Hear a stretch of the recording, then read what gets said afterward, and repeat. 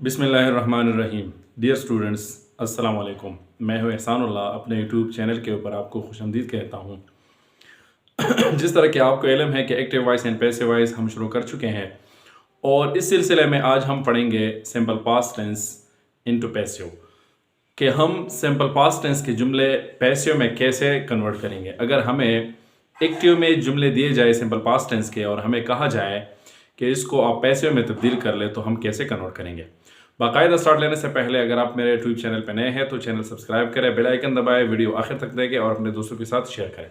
तो आइए शुरू करते हैं simple past tense into passive. ये हमारे पास तीन जुमले हैं, ठीक है जी। तीन जुमले हैं, आई रोट अ लेटर, ठीक है जी, और फिर दे प्लेड क्रिकेट, और फिर she did not wash the clothes. ये दो जुमले पॉजिटिव है और ये नेगेटिव है।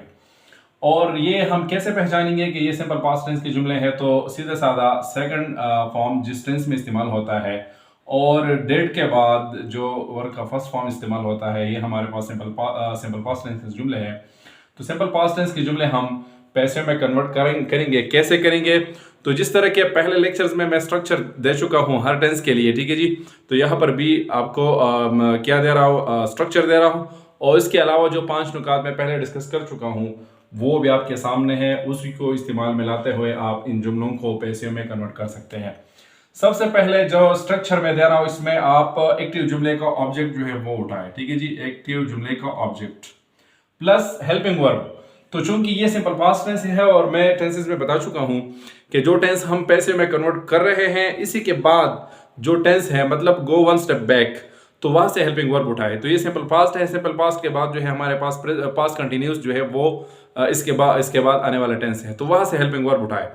तो पास्ट कंटिन्यूस में हेल्पिंग वर्ब क्या था? वाज एंड वर्ब, ठीक है जी। According subject was and verb. अगर सब्जेक्ट हमारे पास सिंगुलर है तो वाज, ठीक है जी, ऑब्जेक्ट यहाँ पे। अगर प्लूरल है तो वर्ब, ठीक है जी। इसके बाद जो है हमारे पास वर्ब का थर्ड फॉर्म, ठीक है जी। इसके बाद जो है हमारे पास बाय, और फिर इसके बाद जो है एक्टिव जुमले का जो सब्जेक्ट है वो हम लेके आएंगे, ठीक है जी। अगर सब्जेक्ट हमारे पास नाउन है तो जुके तो आएगा, अगर प्रोनाउन है तो ये सब्जेक्ट प्रोनाउन ऑब्जेक्ट प्रोनाउन में चेंज होगा, ठीक है जी। अब इसके बाद जो 5 नुकात वाला लेक्चर मैं आपको दे चुका हूं वो आप देख ले, अगर आपने नहीं देखा है वो, अगर आपको मालूम है तो ये आसानी के साथ आप कन्वर्ट सकते हैं। इसमें जर्रा बर्रा भी आपके लिए कोई मुश्किल जो है वो नहीं है, ठीक है जी। ऑब्जेक्ट, फिर ऑब्जेक्ट की मुनासिबत से वाज और वर्ब, फिर वर्ब का थर्ड फॉर्म, और फिर बाय, और फिर सब्जेक्ट। तो पहला जुमला हम कन्वर्ट कर रहे हैं आई रोट अ लेटर, ठीक है जी। तो इसमें ऑब्जेक्ट हमारे पास क्या है? वो है हमारे पास अ लेटर, ठीक है जी। तो ऑब्जेक्ट के नीचे हम लिख देते हैं अ लेटर, ठीक है जी। अब इसी लेटर की मुनासिबत से वाज और वर्ब उठाए, तो लेटर हमारे पास सिंगुलर है तो इसलिए यहां से हम उठाते हैं वाज, ठीक है जी।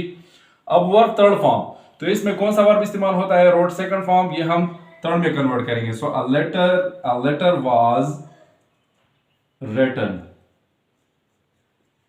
A letter was written. यहाँ पे जो है बाय का लफ्ज इस्तेमाल होगा, ठीक है जी। A letter was written by, और यहाँ पे आई जो है ये ऑब्जेक्ट प्रोनाउन में जो है वो चेंज होगा। आई का ऑब्जेक्ट प्रोनाउन है मी, ठीक है जी। सेकंड जो है हमारे पास, जो हमारे पास सेकंड जुमला है, ये हमारे पास है दे प्लेड क्रिकेट। तो इसमें ऑब्जेक्ट जो है वो क्रिकेट है, तो क्रिकेट यहाँ पे हम उठाते हैं, यहाँ पे हम लिख देते हैं CRICKET, क्रिकेट, ठीक है जी। क्रिकेट, क्रिकेट हमारे पास सिंगुलर है तो इसलिए यहाँ पे हम वाज लगा देते हैं। Cricket was, cricket was. अब यहाँ पे वर्ब का जो थर्ड फॉर्म इस्तेमाल होता है, इसमें सेकंड और थर्ड दोनों एक जैसे है, यहाँ पे लिहाजा हम लिख देते हैं cricket was played, cricket was played, ठीक है जी। थर्ड वर्ब के बाद जो है हमारे पास बाय का लफ्ज है, ठीक है जी। तो क्रिकेट वाज प्लेड बाय, ठीक है जी। यहाँ पे हमारे पास अब जो है सब्जेक्ट का मुकाम है, तो एक्टिव जुमले में हमारे पास सब्जेक्ट जो है वो दे है। दे ऑब्जेक्ट के फॉर्म में जो है हमारे पास आएगा क्रिकेट वाज प्लेड बाय, तो दे सब्जेक्ट प्रोनाउन है, ये ऑब्जेक्ट प्रोनाउन में चेंज होगा, वो है देम, ठीक है जी।